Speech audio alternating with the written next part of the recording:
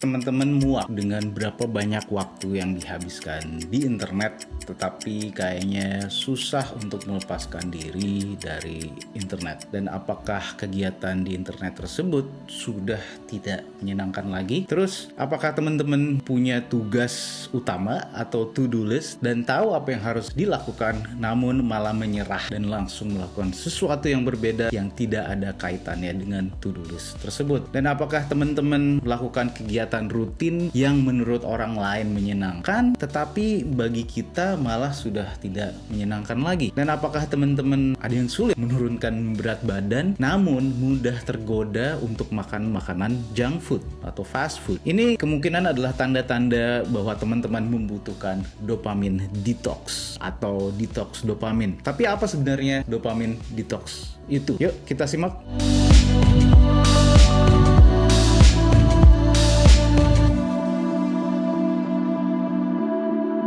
Pertama-tama yang harus kita pahami apa itu dopamin. Kalau detox mungkin gue berasumsi teman-teman ngertilah sedikit ya. Intinya adalah kalau detox itu diambil dari kata bahasa Inggris detoxification atau dalam bahasa Indonesia detoksifikasi, yang artinya adalah proses pembuangan toksin atau zat beracun dalam tubuh kita. Nah, kalau dopamin, menurut Medical News Today, dopamin adalah zat kimia di dalam otak yang bisa meningkat kadarnya saat seseorang mengalami sensasi yang menyenangkan. Aktivitas yang menyenangkan tersebut contohnya adalah mengkonsumsi makanan enak, melakukan aktivitas seksual, main video games, nonton film favorit di bioskop ataupun di Netflix dan sebagainya. Fungsi dari dopamin itu sendiri banyak dan bervariasi. Ia berperan besar dalam mempengaruhi emosi kita, gerakan, sensasi menyenangkan, konsentrasi, dan merasakan rasa sakit. Oleh sebab itu, zat ini kalau kadarnya berlebih atau kurang atau menurun, maka tindakan untuk menambah atau memodifikasi efek dopamin bisa dilakukan seperti dengan pemberian obat. Nah, makanya muncul tuh istilah bahasa Inggris jalanan untuk narkoba atau obat terlarang, yaitu dope, yang kemungkinan berasal dari kata dopamin.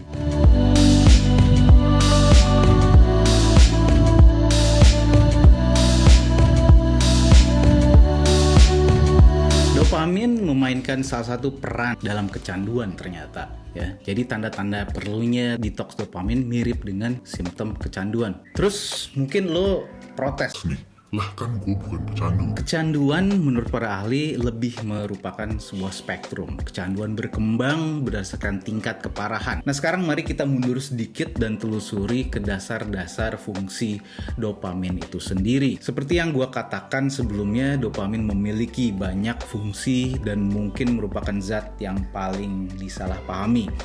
Zat ini sangat terkait dengan motivasi, penghargaan, kesenangan, atau biasa disebut dengan jalur mesolimbik yang terletak di otak kita. Tetapi juga menjalankan kontrol eksekutif, atau kalau di otak kita itu disebut dengan jalur mesokortikal. Jalur di mana di dalam otak kita itu fungsinya adalah biasanya untuk kita pakai melakukan hal-hal penting seperti memberikan keputusan, problem solving. Nah, salah satu fungsi dopamin yang paling penting adalah memotivasi kita untuk melakukan lebih banyak perilaku. Ketika kita misalnya menerima notifikasi dari handphone kita, notifikasi WhatsApp misalnya, otak kita menyadari bahwa sebuah reward atau penghargaan akan datang dalam bentuk pesan di WhatsApp, sehingga dopamin membanjiri otak kita dan memotivasi kita untuk mengangkat telepon dan ingin membaca WA. Hal ini sebenarnya pernah dilakukan oleh nenek moyang kita bahkan ketika muncul manusia purba ya. Contohnya ketika menemukan sumber air, terus menemukan api ya, tercipta api ini untuk pertama kalinya. Mereka ingin mengingatnya kan dan melakukannya lagi. Nah, dopamin memastikan mereka mengulangi aktivitas-aktivitas tersebut ya, dan ini sebenarnya bagus ya, agar kita penasaran pada sesuatu sehingga terciptalah inovasi, terciptanya penemuan-penemuan atau discovery. Dopamin dilepaskan secara alami setiap saat. Nah, tapi ada aktivitas-aktivitas tertentu yang terlalu merangsang sistem dopamin kita. Apa aja? Yang paling parah parah adalah penggunaan narkoba, nonton film dewasa berlebihan, main judi, main video games tanpa mengenal waktu, browsing internet dan scrolling sosmed tanpa mikir ya. Dan disinilah dopamin detox atau istilah lainnya dopamin fasting atau puasa dopamin muncul sebagai solusi.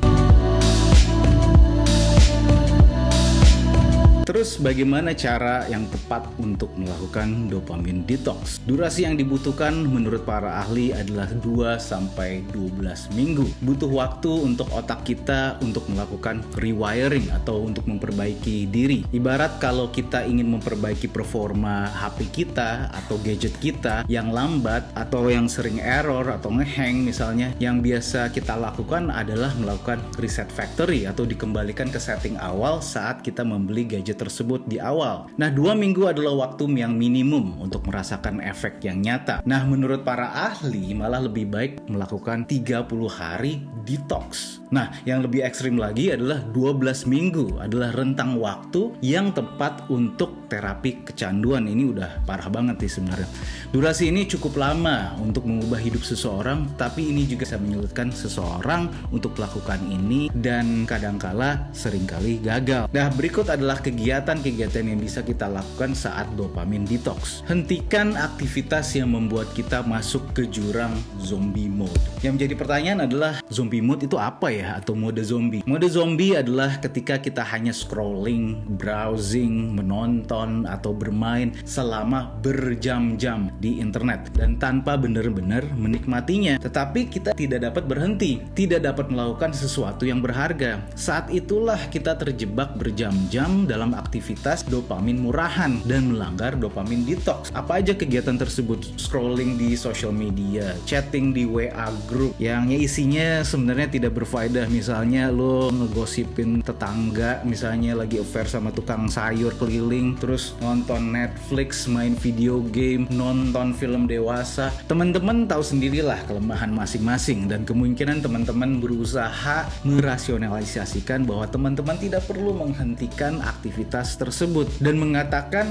gue bisa kok mengendalikan diri dan akan baik-baik saja, dan terus teman-teman mungkin mencoba. Namun hal ini akan menjadi alasan karena jika kita dapat mengendalikan diri kita di awal, kita tidak akan memiliki masalah ini. Juga kegiatan ini seringkali terkoneksi satu dengan lainnya, ada kombinasinya. Jadi meskipun masalah utama kita adalah nonton YouTube yang berlebihan, kemungkinan kita akan berakhir buka situs lain atau buka let's say Instagram, terus habis itu buka TikTok, habis itu balik lagi nonton YouTube, terus habis itu nonton Netflix. Selain itu, dengan berkurangnya reseptor dopamin kita, sangat sulit untuk mengatur perilaku kita, dan itu adalah salah satu tujuan detox dopamin, untuk mendapatkan kembali kemampuan kita untuk mengatur emosi kita dengan lebih baik atau perilaku kita dengan lebih baik. Bahkan disarankan kita untuk melihat atau mengkonsumsi konten berdurasi panjang. Nah loh, itu jadi solusi loh. Kenapa? Karena konten berdurasi panjang itu membutuhkan waktu untuk berkonsentrasi dibandingkan dengan durasi pendek yang hanya berada di kisaran 30 detik atau dengan 1 menit ya. And by the way, konten berdurasi panjang biasanya di atas 10 menit atau di atas 5 menit ya. Makanya nonton TikTok, YouTube Shorts, IG Reels yang berdurasi pendek tidak baik untuk otak, dan konsekuensinya juga terlihat pada perilaku kita yang ingin segala sesuatunya serba instan, serba cepat, dan berpengaruh juga untuk perkembangan otak. Otak kita daya konsentrasinya akan lebih menurun ya ketika kita kebanyakan nonton atau melihat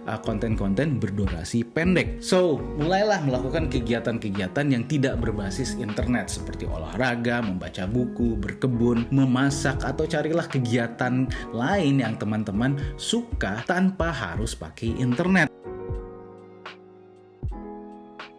Dopamin detox adalah solusi sementara untuk membuat kita memikirkan kembali hubungan kita dengan perangkat digital kita. Perlu kita pahami bersama adalah dopamin detox yang sebenarnya tidak mungkin terjadi karena otak terus memproduksi dopamin sepanjang waktu. Namun, menahan diri dari kegiatan yang impulsif dan kompulsif kemungkinan terbukti bermanfaat untuk waktu yang singkat. Karena banyak aktivitas dan zat yang membuat orang kecanduan dari waktu ke waktu, sedikit menjauhkan diri dari media media sosial, hindari fast food atau junk food, dan nonton TV dapat berdampak positif secara keseluruhan pada pikiran dan gaya hidup seseorang. Praktek lain seperti meditasi mungkin merupakan cara yang jauh lebih efektif untuk mencapai kesadaran yang lebih baik, karena dopamin detox bukanlah metode yang terbukti secara ilmiah menurut Dr. Sepa. Yuk kita coba aja setelah ini matikan YouTube dan kita mulai perjalanan dopamin detox ataupun melakukan meditasi, atau buat yang religius mari kita beribadah. Semoga teman-teman semakin sehat. Jangan lupa subscribe kalau belum. Thanks for watching. Bye bye.